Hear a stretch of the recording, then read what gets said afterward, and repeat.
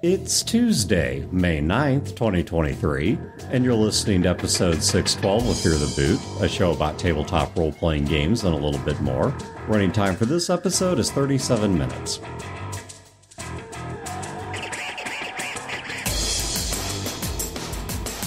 Welcome to Fear the Boot. My name is Dan.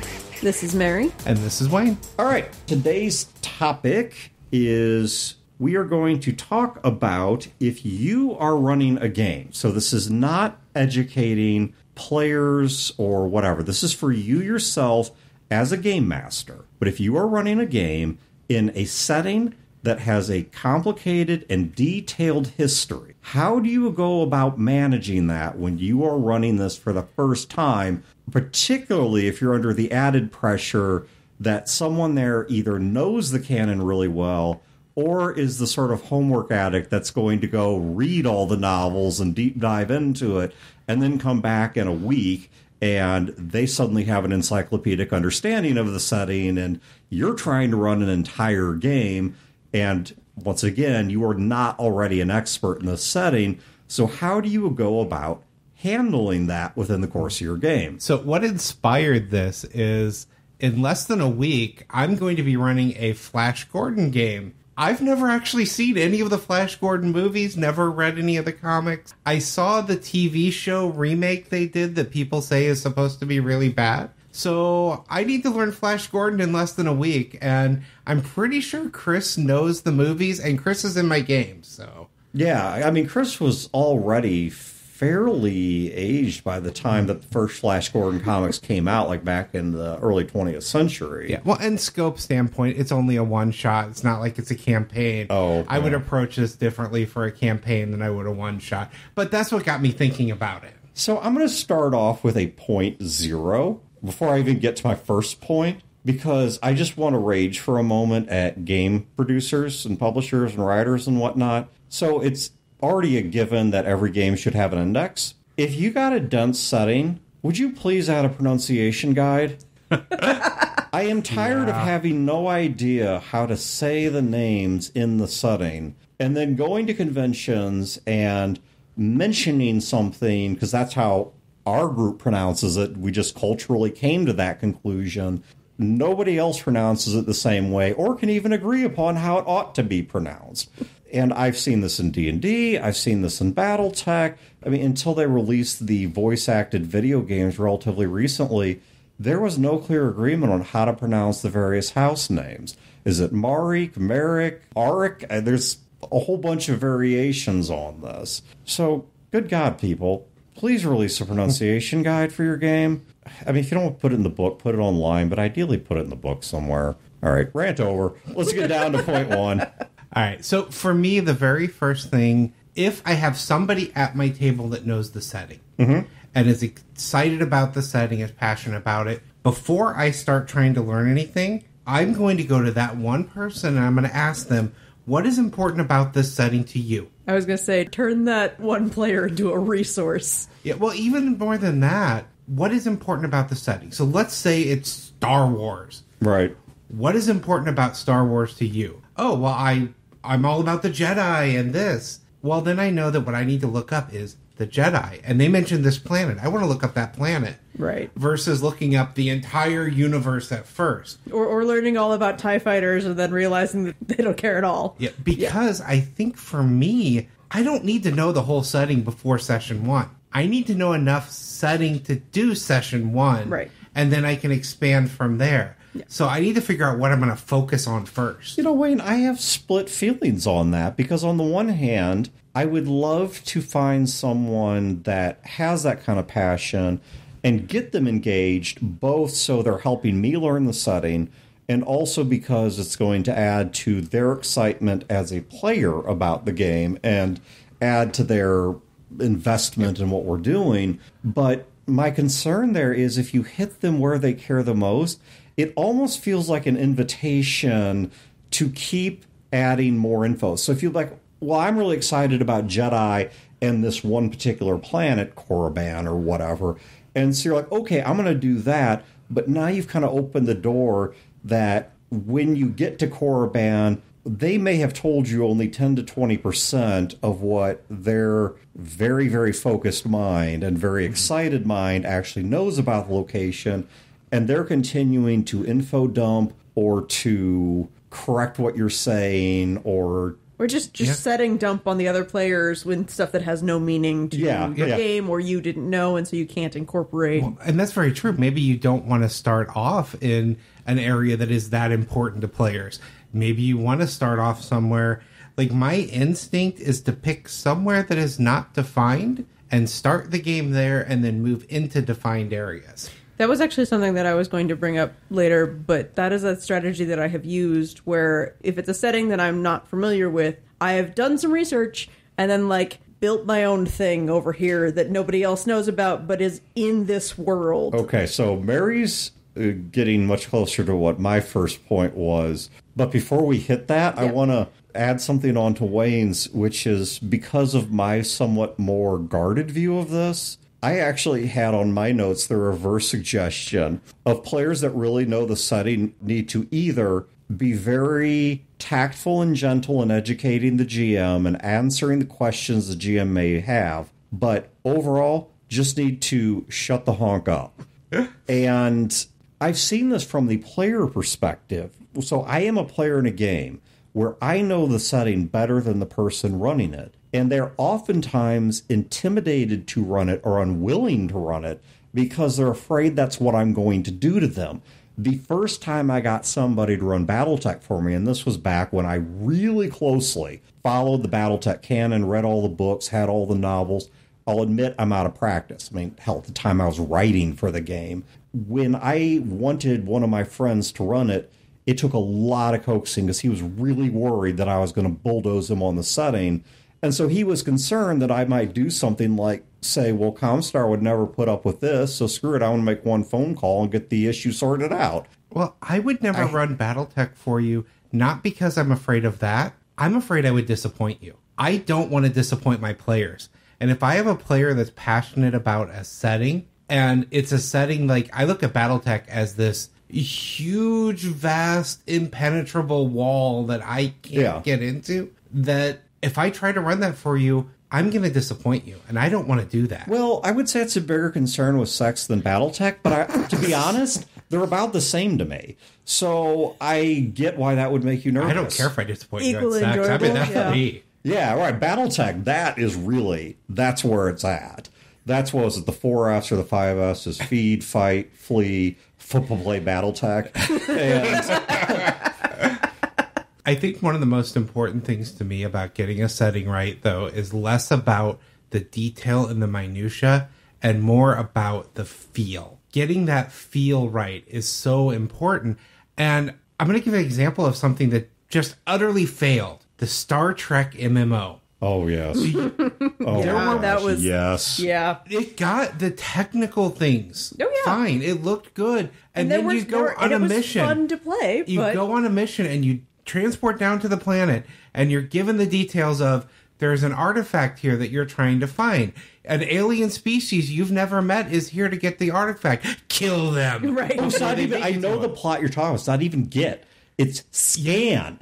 You are trying to scan an artifact. First contact with an alien species who is also not trying to take, simply trying to scan the same artifact, and you have to murder them before they can scan it. Not even take it. Just look at it. Yeah, and that was a complete and utter failure of the feel of Star Trek. Yeah. Right. So for me, that's one of the bigger things. Even besides the details and the history, what is the feel of a setting? And I think for me, the first thing I'm going to do, I'm looking out there at YouTube. I'm looking out there, are there movies? Are there books? Is there anything that I can passively consume to see what that feel is? I'm going to read Wikipedia articles for information, but I want to see people and hear people in the setting to get the feel. Yeah, okay, so that's fair enough, because if we go back to BattleTech, the 3025 era up to the clan invasion, if you play that without really getting what the technological obscurity,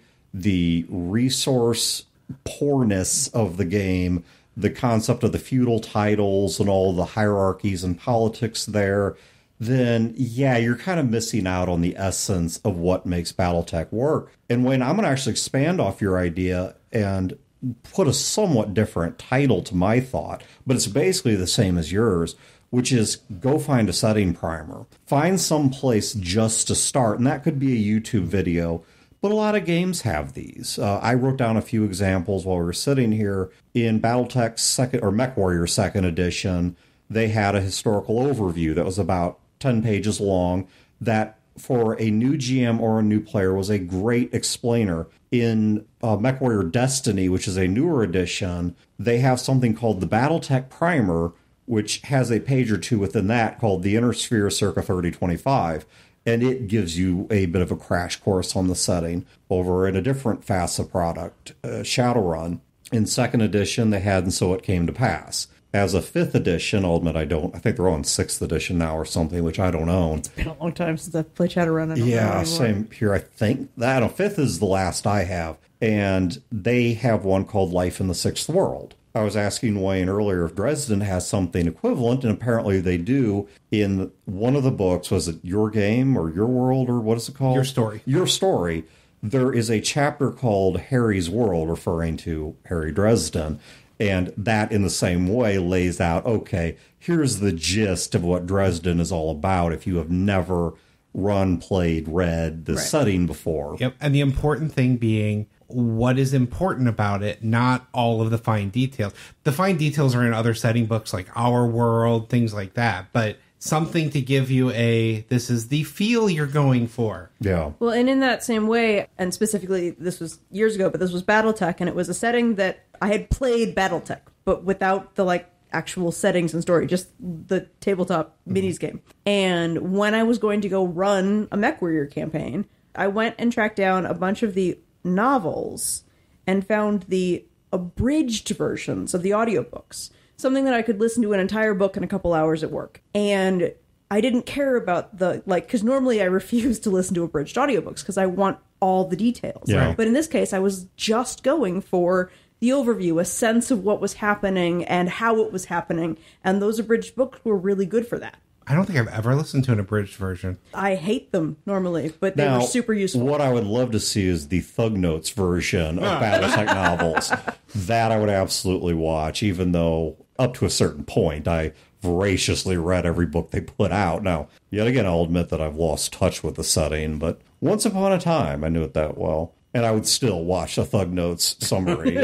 I'll link that in the show notes if you don't have any idea what Thug Notes is. The next bit of advice I had is start small. Now, this could be a small time frame. This could be a small area. As an example, when I was running my first game set in Forgotten Realms, I don't read the D&D novels. I'm not against them. I just only have so many hours in the day, and that's not what I was reading. I read the setting source book, but I wasn't voraciously studying every little book out there. So I started with a small area. I told my players that we are going to play in the area of the nation of Sembia, which I was complaining earlier is out on the east, despite the fact that all the D&D stuff coming out, whether it's Baldur's Gate games or the movie or whatever, are always set off on the west. But I picked that small area so I could really study and learn just a tiny piece of land, and then I did a little bit of toe dipping into the major surrounding powers, just so I had the gist of how they get along with each other,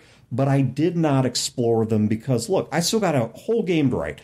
NPCs to create, backgrounds to integrate, players to talk to, plots to construct, on and on and on. I don't have time to be learning 30 novels worth of Forgotten Realms stuff, so I'm just going to pick this area. So in this case, it was Sembia plus maybe a little bit of the Dale Lands and Cormyr. And I only learned that area within a particular time frame of history. Yeah, that kind of goes back to my original conversation about you don't need to know everything at session 1. So if you know they're going to say go to Waterdeep at some point, then you can start looking that up then. But you don't need to know the details about it other than it's a city that exists to start your game. Yeah, and similarly, specifically that BattleTech game I was running, I found a region of space that I liked that was somewhere in between some worlds. It was kind of frontier-y, and I made up a planet. I was just here is a world, here's a plot I can control, here's where it is in the larger universe, but I don't have to know anything else about what happened here because I made it all up. And so your characters come from the larger world, but we're focusing on this thing that I can control right now, and then you can bring in the other details later. Yeah, especially in a game where they're going to travel. That works really well. Start them off in a small town that didn't exist in any setting book, and then they can visit the places that they want to from the setting. You know, Wayne, 2 episodes ago, I was upset you guys were bogarting all my ideas. You in particular. Because you stole from Mary as well. But in this case, I think this is actually good because it shows that despite making our notes separately, we all came to similar conclusions. Not identical, but similar. Because what I put here was explore outward slowly and learn the setting as you go. And if your players say they're going to go over here, then you tell them, okay, I understand it's a role-playing game. You can choose to go to this place that I don't know much about, but fair warning that I'm going to have to take some time to go read a little something about this because I don't know what this city or this empire or this planet's like. So I'm going to have to take some time between games to go study it. So if you want to do this, great. But if you don't give me the time to prepare, it's not going to be what you want. Precisely. That's it for gaming tonight. I'll see you guys next time because that degree of setting study or history study or whatever cannot be done in the course of a dump. And so that one you've got to take home as homework and just express to the players openly that if you want this and you want it to meet canon to any degree, then you've got to accept that I'm going to need some time to grow my understanding of the setting. In fact, I'm curious. Let's put this into a real exercise here. Are there any game settings that you have learned that way by running a game and slowly searching outward and having to read up more on how they handled this and how they handled that? And that was how you learned the setting. As a player or as a GM? Either one. As a GM, no, because typically for me, most settings I just throw out and create my own setting from scratch. Yeah, it's either that or a setting that I know better than the players, like the when I've run Dresden. It's for people who don't know it as well. Discarding canon, I'll have that as a separate bullet point, so we'll come back to that. But this was how I learned Blades. Now, I never got my chance to run that game because it died before we got through the GM rotation. But as I was contemplating the plot I was going to run, so I took the way Chad presented the world. And then Chad said that really the way he was running it was an amalgamation of Blades as it's written and what was almost certainly its primary source material, which is Dishonored. So I went out and played actually more of the Dishonored games than Chad had and learned that level of the setting and then started contemplating plots I wanted to run. And so I started flipping through the Blades in the Dark source book and be like, well, what is over here and how does this work and what does this item do? And holy crap, is some of that poorly defined. John Harper, I love you. I'm going to agree with what a lot of your fan base is saying. You need another edition of your game. You really need a second edition of Blades. It's a great game, but when you don't play your own game the way the book says you should, it needs a second edition. Thinking about it, I actually do have a thing like that. I've done it not as a game master, but I have done this sort of thing as a player with World of Darkness games, specifically Werewolf, where going into the game, it was one of those things where I was started, maybe like 7 years ago. And it's one of those games that had I known about it when I was 12, it would have been the only thing I played, but I didn't have any idea of the universe or the setting. And basically I had enough research to build a character, and then we started playing. And from there, storyteller would bring up a thing, and I'd be like, well, now I'm going to go home and read about that because I need to know what this is, and I want to know what this is. And like I just did that, where I eventually read the entire source book. And similarly with Exalted, I would go in and, again, very dense system and setting, and building a character is hard enough. And then from there, it's go home, find resources, learn about the other things in the world as we go. Everything I know about BattleTech pretty much came from playing and finding out about the universe from that, and finding out that sometimes the advice I was being given by my advisors was really poor advice. Like, don't ignore the locust? No, like, let's just land our dropship right next to their base. That did not work out. Because it's got so much armor, they'll never be able to damage it. Well, you guys also did lose a lot of resources to the very poorly chosen cause of just ignore the locust. And it's like, that's great until you have 3 medium lasers on your back armor every round. Yeah, I think on a target you can't hit. Yeah, exactly. unlike a lot of gamers, I don't have a lot of this because the vast majority of my gaming experience early on was not published settings. Yeah. So that's true. I started off with homebrews and settings that we created sitting around the table, and so I didn't really have that exploring published settings for quite a while. Yeah, because even when it wasn't truly homebrewed, it was such, I don't know, mutilation of what the published setting is that it might as well have been a homebrew. And so, everything but the names removed. Yeah, precisely. Whereas I don't think I got into homebrew until, I mean, despite my passion for them now, that was well into my gaming career. Well, I don't know, I guess you could argue it's the other way around, because since I started the Satanic Panic, my very first role-playing games were homebrews before I had ever even played a published role-playing game. But once I got a published role-playing game, I then stuck with published materials for several years.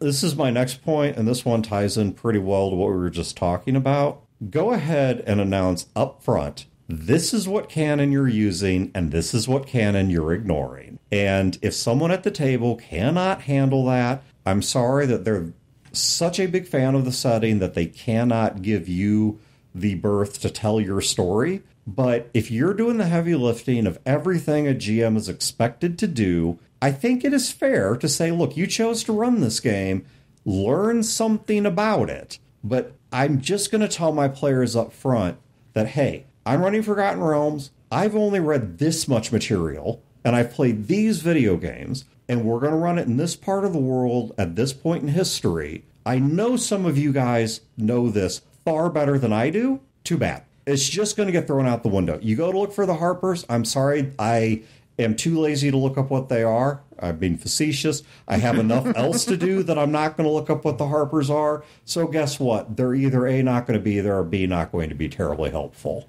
Yeah. I'm not going to let you veto my plot because you knew a setting trick I didn't know. Yep, and the more there is to a setting, the more likely to do that.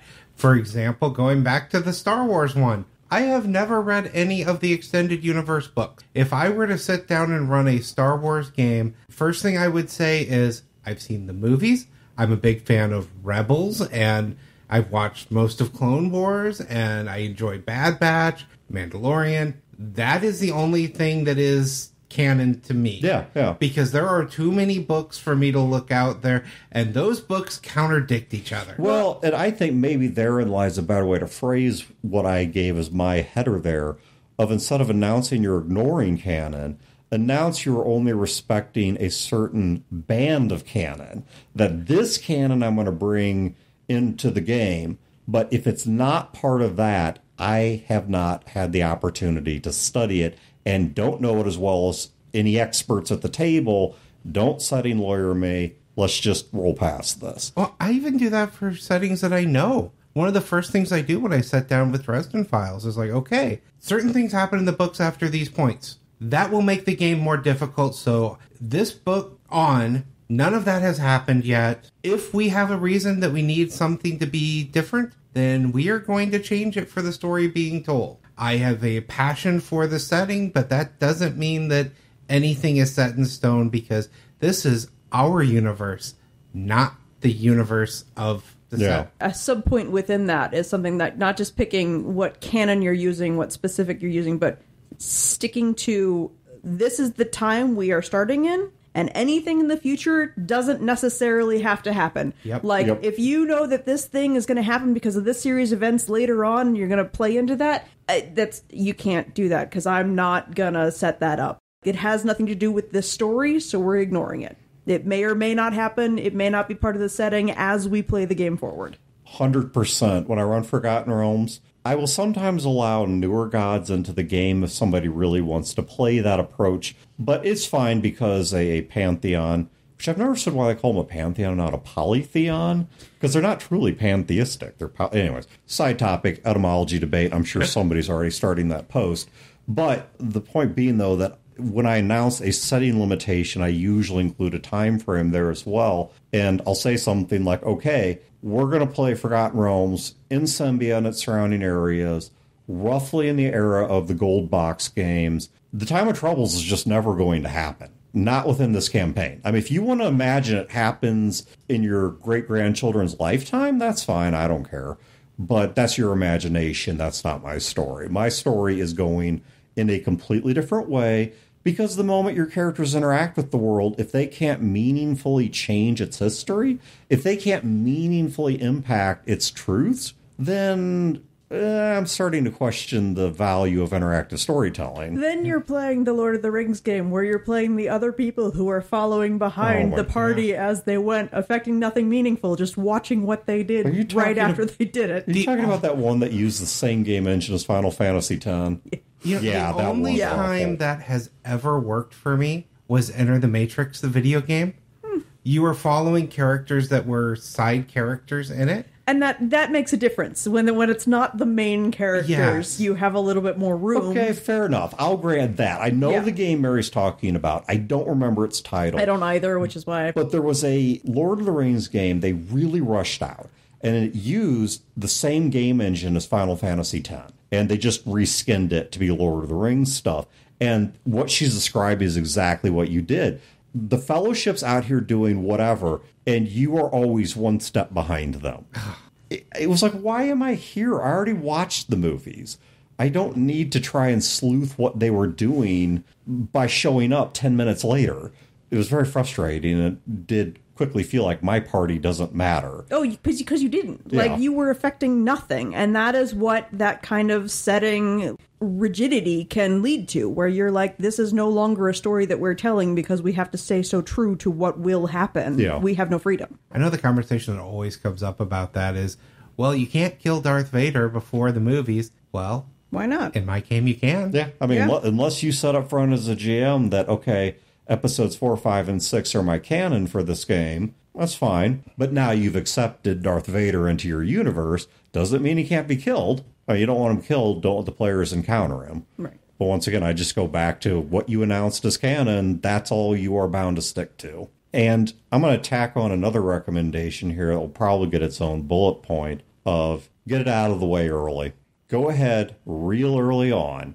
Break canon. Just get it over with. Get rid of that anticipation. Whoever it is that's a super, super fan of this particular game and this particular world. Yeah, exactly. Just get it over with early that I'm not going to tell the story the way that the novelists did. That straight off the bat, first thing is Elminster got killed and he's really dead. It's not some ruse. He's not going to get resurrected. He's dead, dead, dead. And let them freak out about it and then move on with the story. Now that they've accepted you're going another direction. Or have Vader killed. I don't know. Whatever it is. And it doesn't have to be that drastic. It could be something as simple as you inventing a town that shouldn't be there between two cities. And just say, yeah, that's always been there. That's been there for 3 centuries. And let them have their fit and get it out of their system. But it sets an expectation early that they're going to encounter deviations. Yeah, and I think there's value to deviations as long as you keep the feel. That's the big thing for me, is if you're running in a setting for somebody and they love the setting, then you do want to keep to the feel as much as possible. Sure. Well, you're running in that setting for a reason. Exactly. Like, if you weren't, then why use it at all? Yeah, why are you running it if you're not trying to present that world? So I don't want to go too out there, but I am all for changing things, switching out the general is not this general that you expect it to be. It is this person that didn't exist in any of the books or the movies or whatever. Yeah. But they're the ones that's running it as a way to kind of shake things up. But I do want to keep the feel at very least. Yeah, and Wayne, I think that's a point worth emphasizing, is the context of at least the things that I have said in this episode is I don't want GMs to feel shackled, to feel intimidated, or to say, because I do not know a PhD level of information on this game, I therefore just can't run it. I'm trying to suggest that it's not as bad as it looks, and it's okay to stray. That is not to say the extreme I'm suggesting is put the setting in the dumpster. I am not saying that in the least. I'm just saying that since there are only so many hours in the day and a GM has a lot of other tasks, and this particular game may not be their preferred game or their real passion, that it's okay to stray. But like you said, if you're going to stray completely, if you can't keep any of the proper nouns, if you can't stick to any of the themes of the game, if you can't stick to the essence of what these stories are supposed to be about, if you can't describe the feel of this in high terms. If you're completely shifting the setting from one technology level to another for no reason. Sure. Yeah. I mean, like, let's take Lord of the Rings. Lord of the Rings is a storyline about unassuming, good people going up against impossible odds and winning because of the fact that hope and a higher power is guiding them through it. And very clear evils. Yes. It's being a candlelight in a lot of darkness, and you are not an impressive candle to begin with. This is very different than Game of Thrones, which is about really powerful people doing really bad things. Yeah. Not and good. Really powerful people who might be good that don't survive 3 chapters. Yep. I think the important thing for me is what is important about this setting. So if you sit down to run session number 1 and you can't answer that question, then you haven't prepared to run the game. Right. And that doesn't mean what are all of the proper nouns for everything? What are all the cities? What is important about this setting? That should be something that you know from whatever research you've done. And if you don't, you haven't done the right research. And secondary to that, you should know what the feel of the character should be within the world. Your player characters should have a place in this that fits the setting as much as anything else, but you should be able to convey the way they should interact with things. So do you mean like asking them, in the course of this game, you are under the impression your character is going to do what? I mean, maybe not a specific plot point, but can you give me generalities of... Well, it's if we're sitting down to play Lord of the Rings, for example, you are all not going to be Gandalf.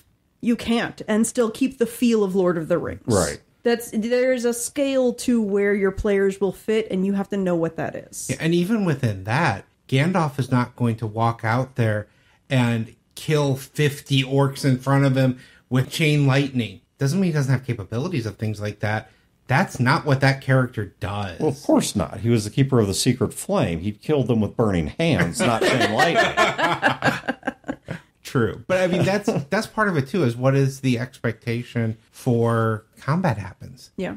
A D&D game versus, say, a Skies of Glass game, for example. Yeah. You have 2 entirely different expectations coming in. You need to know what your players are expecting of the setting, because that could come up very quickly. One of the things that I've found interesting about playing under people that don't know a setting as well as I do is it gives you an insight into how they've interpreted the setting.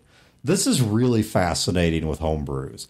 Get somebody else to run your homebrew, and you find out pretty quickly how other people interact with or understand your ideas and what they've been latching on to.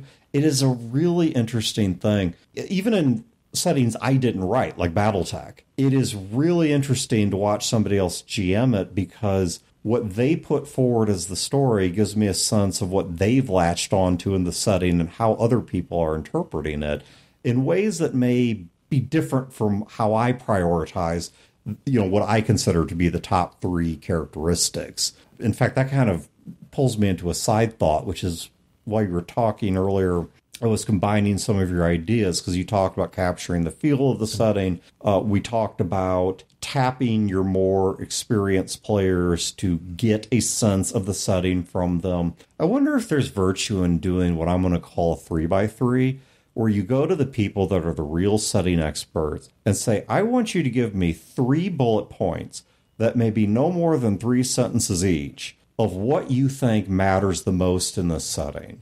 Or you could do something a little different of say, give me these 3 bullet points, 1 sentence each, and you can give me a total of, I don't know, 2,000 words of reading. I don't have time to read everything, but if you're really into this, are there like a couple pages in a source book that you think I should read because this is really where your heart's at? But set those limits to them that I want to know this much and no more, and I will not be held accountable for things outside of what you just picked as your big priorities.